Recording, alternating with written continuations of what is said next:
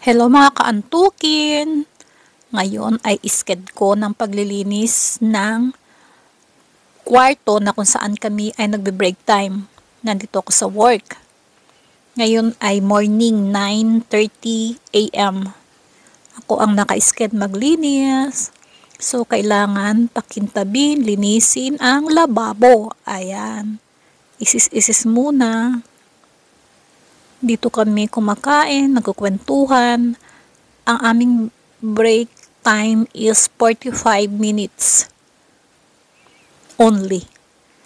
Hindi naman lahat ay dito kumakain. Bale, meron kaming first batch and second. Kami ang second batch. Yung first is kumakain sila ng 11:45 at kami ay 12:30.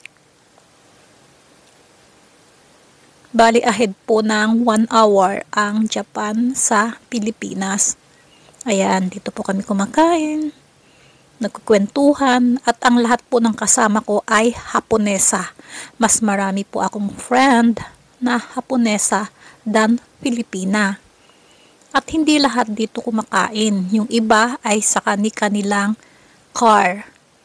Siguro nagtitake a nap sila or tinataas ang mga paa after kumain.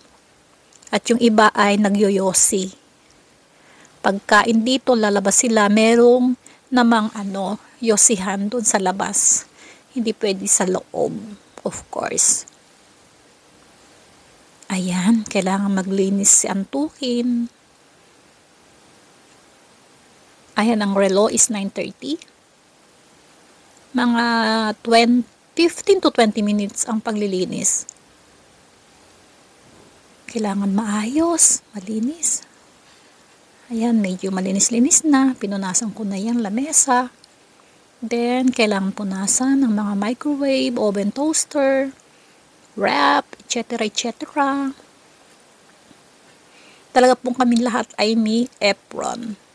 Dahil nasa bulsa namin yung mga aming mga ballpen, mark pen, calculator, at iba-iba pa.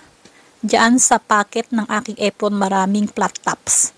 Pag nagugutom po ang lola nyo, subo lang ng flat tops na galing pa sa Pilipinas. Binili ko siya. Sige, linis-linis muna. Keep on watching.